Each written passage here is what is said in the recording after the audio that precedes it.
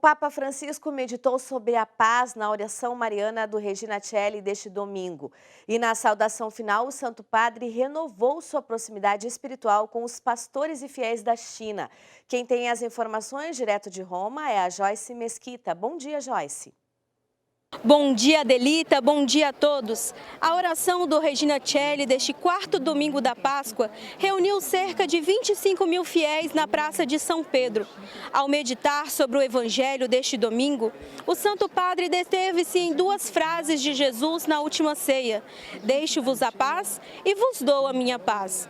O pontífice recordou que essas palavras foram ditas em um momento conturbado, onde Jesus estava prestes a ser traído e negado, mas que ele permaneceu sereno até o fim e destacou que as palavras de Jesus demonstram que a mansidão é possível, apesar de ser difícil lidar com todos os conflitos, e que por isso Jesus vem em nosso auxílio. Francisco encorajou a todos os fiéis a pedirem insistentemente o dom do Espírito Santo, principalmente nos momentos de raiva, de intolerância e agitação, dizendo todos os dias a oração: "Senhor, dá-me a tua paz, dai-me o Espírito Santo".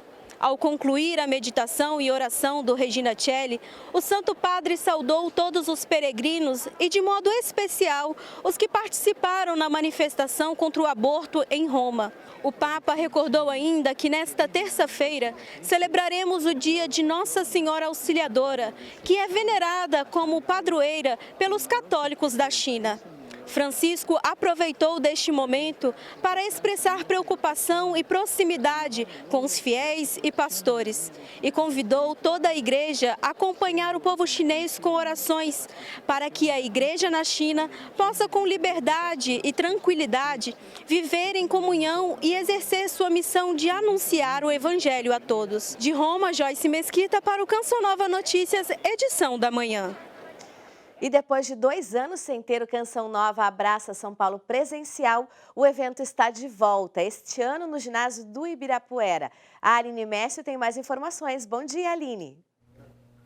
Bom dia, Adelita, e a todos que acompanham Canção Nova Notícias. Isso mesmo, Adelita, o Canção Nova Abraça São Paulo acontece no dia 10 de julho. E a gente veio aqui na Casa de Missão da Canção Nova em São Paulo, na paróquia Nossa Senhora do Líbano, para conversar com o Ítalo, que é o responsável de missão aqui em São Paulo. Bom dia, Ítalo. O que a gente pode esperar dessa edição do Abraça São Paulo? Bom dia, Aline.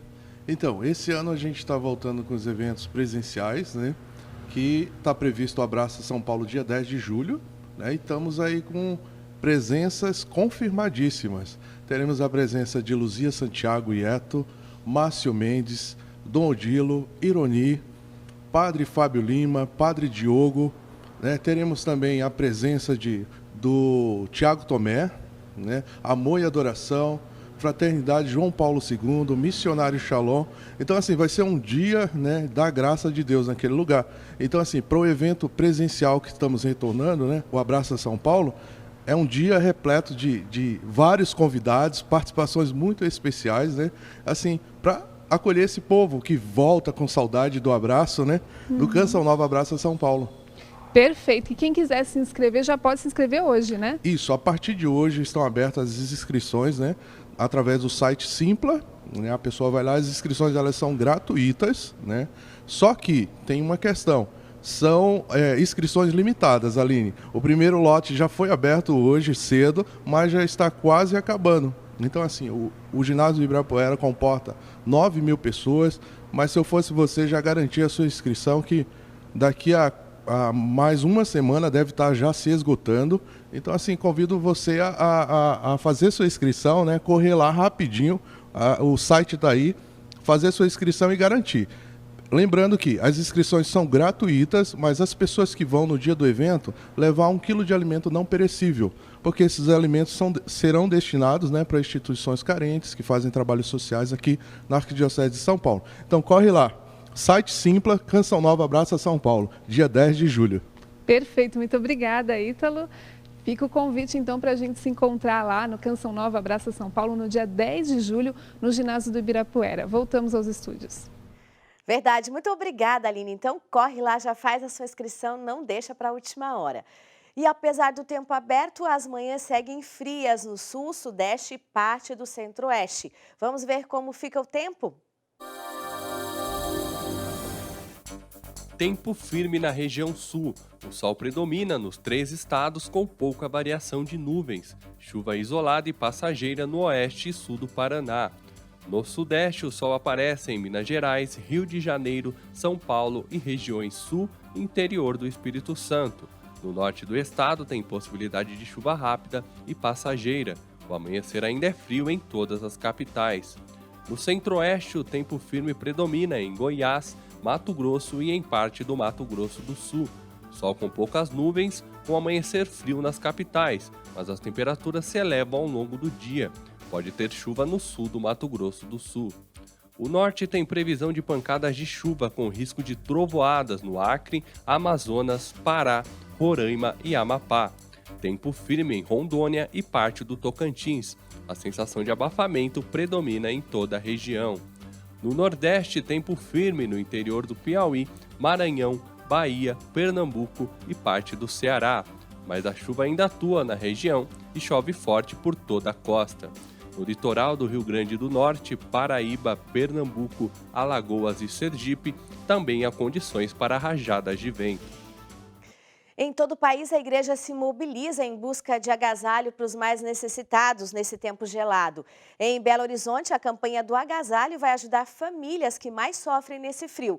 Vamos ao vivo agora lá com a Gabriele Dutra. Ela vai explicar para a gente como podemos ajudar. Bom dia, Gabriele. Bom dia, Adelita, é isso mesmo. E para falar sobre essa campanha super importante, eu estou aqui com a Eliene Gonçalves, que é coordenadora da Acolhida Solidária aqui da Arquidiocese de Belo Horizonte. Eliene, bom dia. Como que a Arquidiocese aqui de Belo Horizonte está se organizando nessa campanha do agasalho? Bom dia. Então, iniciamos no dia 10 de maio nossa campanha. Com a queda das temperaturas, a nossa demanda tem aumentado muito. Então, dessa forma, a gente vem pedir a toda a sociedade que nos ajude nessa campanha, doando roupas, agasalhos, cobertores, toucas, meias, vestuário, principalmente do público masculino. E como as pessoas podem fazer para ajudar? Estamos recebendo as doações aqui na Rua Além Paraíba, número 208, Lagoinha, de segunda a sexta, de 8 às 17. A gente pede que essas doações tenham condição de uso imediato, ou seja, que elas venham higienizadas e que não estejam rasgadas. Chegou aqui, já tem gente esperando para receber. Ok, Eliane, muito obrigada. Então fica aí, né, gente, a dica da gente ser solidário. Tem pessoas precisando da nossa ajuda. Adelita, eu volto com você aí no estúdio. Tá certo, é isso mesmo, Gabriele. Às vezes o que está sobrando aí na sua casa está faltando para alguém. Então procure um local onde você possa também ajudar. O Amparo Maternal foi fundado em 1939 e acolhe gestantes, mães e bebês em situação de vulnerabilidade social. Hoje nós vamos conhecer um pouco mais desse trabalho aqui em São Paulo. Elas encontram aqui no nosso serviço abrigamento provisório, oficinas profissionalizantes e atuamos na reinserção social dessa mulher. Nossa casa tem capacidade para 80 acolhimentos diários e totalmente gratuitos.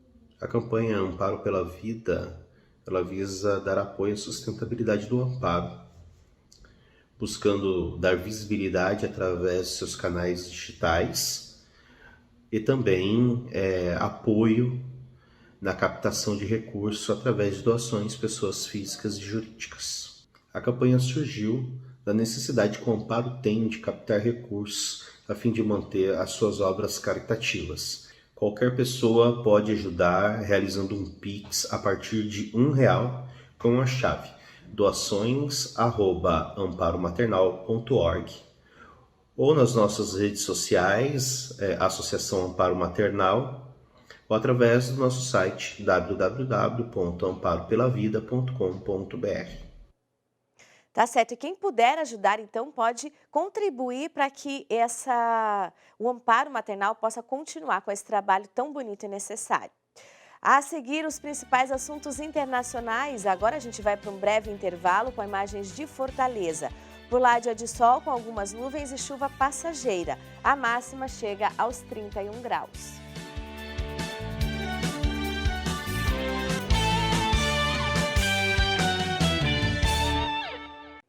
Canção Nova Notícias, edição da manhã, está de volta. Autoridades de saúde do Brasil acompanham o caso do brasileiro infectado pela varíola dos macacos. O jovem está em tratamento na Alemanha. O Francisco Coelho, direto de Brasília, tem os detalhes. Bom dia, Francisco. Bom dia, Adelita, e a todos que acompanham o Canção Nova Notícias, edição da manhã. Começo com a informação que nenhum caso da doença foi notificado no Brasil. Esse caso, que está sendo acompanhado pelo Ministério da Saúde, foi registrado na Alemanha. Um brasileiro de 26 anos procurou o serviço de saúde do país com os sintomas da doença. O Ministério da Saúde do Brasil informou que nenhum caso foi notificado por aqui e que já pediu mais informações à OMS e às autoridades da Alemanha sobre o caso do brasileiro. A varíola dos macacos é rara e é causada pelo vírus da varíola símia, semelhante ao vírus da varíola que a gente já conhece. E mudando de assunto, chegou ao fim ontem o estado de emergência em saúde pública de importância nacional, decretado em função da pandemia de Covid-19 no Brasil. A portaria com a decisão foi assinada pelo ministro da Saúde, Marcelo Queiroga, em 22 de abril e previu o prazo de 30 dias para que estados e municípios se adequassem à nova realidade. E com o fim da emergência, as operadoras de companhias aéreas que operam voos domésticos aqui no Brasil puderam voltar ontem também com os serviços de bordo. A companhia aérea Azul já retomou ontem mesmo o serviço de bordo. Já a Gol e Latam dizem que vão retomar os serviços a partir das próximas semanas de forma gradativa. Lembrando que o uso da máscara continua obrigatório durante o voo, mas é dispensado apenas nas áreas comuns dos aeroportos e também para fazer a alimentação dentro dos voos quando o serviço de bordo for oferecido. Eu volto com você nos estúdios em São Paulo. Uma ótima semana a todos. Obrigada, Francisco. Boa semana para você também. O presidente dos Estados Unidos promete reação em caso de invasão chinesa a Taiwan.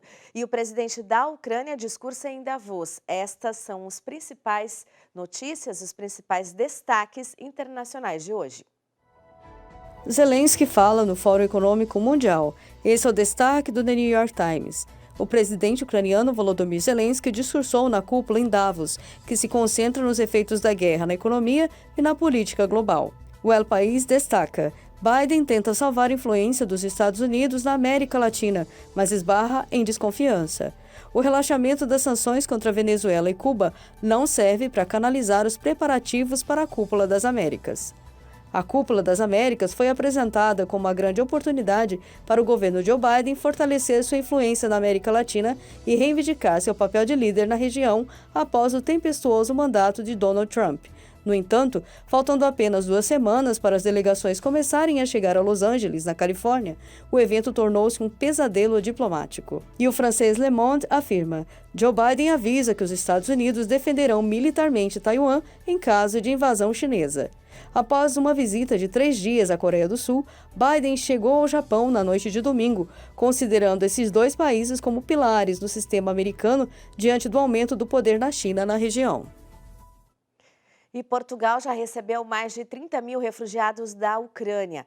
As comissões diocesanas e internacional de Justiça e Paz emitiram uma nota para estimular uma mudança real na sociedade portuguesa. Comissões diocesanas e a Nacional Justiça e Paz emitiram um comunicado conjunto sobre o acolhimento dos refugiados vindos da Ucrânia. Portugal já recebeu mais de 30 mil deles, que, segundo a nota, estão a ser acolhidos com imensa generosidade por instituições civis e religiosas. As comissões destacam que a presença de cidadãos estrangeiros confronta a população portuguesa perante os seus limites, estimulando uma mudança real em benefício de maior proatividade e dinamismo cultural, social e económico, cujas ações devem ter sempre a pessoa como o centro.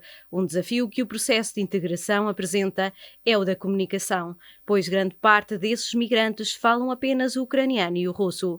Por outro lado, sofrem de traumas complexos, carecendo de acompanhamento psicológico e médico. Segundo o texto, os verbos acolher, ouvir, refletir, discernir, compreender ganham particular expressão neste processo, sobretudo em tempos sinodais que toda a Igreja vive.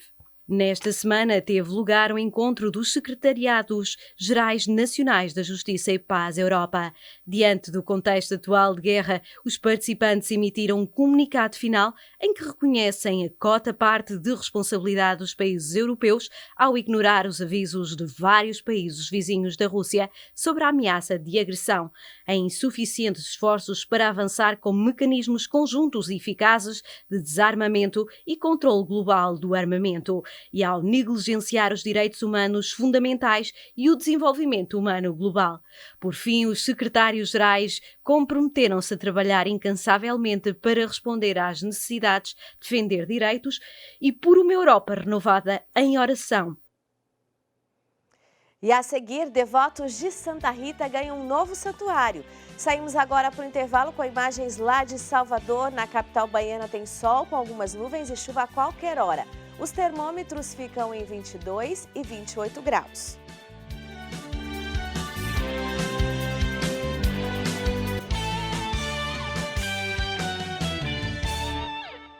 O final de semana foi especial para os membros da família Paulina, fundada pelo beato Tiago Alberione. No sábado, o grupo se encontrou com o Papa Francisco por ocasião dos 90 anos da revista Família Cristã. O conselheiro-geral dos Paulinos comentou o encontro. Nos impressionou de modo particular, nos tocou muito profundamente a grande proximidade do Papa Francisco. Ele demonstrou acompanhar a missão dos paulinos e acompanhar a revista Família Cristã de modo muito próximo e conhecer os conteúdos, conhecer as temáticas, conhecer o valor e o significado da nossa missão. Isso foi muito importante ver essa proximidade do Papa Francisco e o reconhecimento também. O Papa Francisco reconheceu a obra do bem-aventurado Tiago Alberione, nosso fundador, e a nossa missão no mundo da igreja hoje, evangelizar com a comunicação social, traz muitos desafios, mas é fundamental no tempo em que vivemos. E não só os novos meios, o meio digital, o Papa recordou essa dimensão, a importância das relações e das redes na criação de conteúdos e a criação de significado, mas recordou também a importância dos meios tradicionais, como a revista Família Cristã, e chamou a atenção no sentido de não esquecer jamais das nossas raízes, que é o Evangelho. A revista Família Cristã deve estar sempre enraizada no Evangelho e não esquecer jamais a dimensão da escuta, do diálogo com o leitor. Ele sublinhou muito que o principal patrimônio da revista Família Cristã são os seus leitores. Os devotos de Santa Rita de Cássia agora têm a oportunidade de conhecer mais um local de peregrinação em nosso país. Nossa equipe foi até Minas Gerais para conferir de perto essa novidade. Após quase 4 anos, foi inaugurado neste fim de semana em Cássia, sudeste de Minas Gerais, o maior santuário dedicado a Santa Rita no mundo. Cerca de 100 mil pessoas estiveram presentes na cidade nos últimos dias para conhecer o santuário dedicado à Santa das Causas Impossíveis e também à Santa das Rosas. Quando uma igreja termina de ser construída, a celebração que marca este processo de transição se chama dedicação. No sábado, o bispo diocesano de Guaxupé, Dom José Lanza Neto, dedicou o templo em honra à Santíssima Trindade pela devoção deste povo a Santa Rita. Já no domingo, dia da padroeira, milhares de fiéis lotaram o novo santuário para participar da Missa das Rosas, também presidida por Dom Lanza. Só para se ter dimensão da grandeza desta igreja, ela conta com capacidade para 7 mil pessoas, sendo 5 mil sentados e 2 mil em pé. O domingo também foi marcado pela cerimônia de doação do terreno e do santuário à diocese, que contou com a presença de autoridades religiosas, políticas e do benfeitor, o empresário Paulo Flávio, e também com a procissão luminosa que teve início do Santuário Matriz, no centro de Cássia, até o novo santuário, que está localizado no bairro Alto do Taquaral. Lembrando a você que o santuário permanece aberto diariamente para visitação das 7 da manhã às 20 horas e a área comercial que existe no complexo das 7 da manhã às 22 horas. De Cássia, Emerson Tersigni para o Canção Nova Notícias, edição da manhã. E antes de encerrar, um convite para você que está aqui na Grande São Paulo, venha participar da programação especial dedicada a Nossa Senhora com o tema Pede a Mãe que o Filho Atende. É a partir das 7h30 da noite na Catedral Nossa Senhora do Líbano, no bairro Liberdade. Mais informações no site saopaulo.cançãonova.com. E não esquece, corre para fazer sua inscrição para o evento Canção Nova Abraça São Paulo. A gente se encontra amanhã, se Deus quiser. Eu encerro agora com imagens do Rio de Janeiro. Deus abençoe, uma ótima semana para você.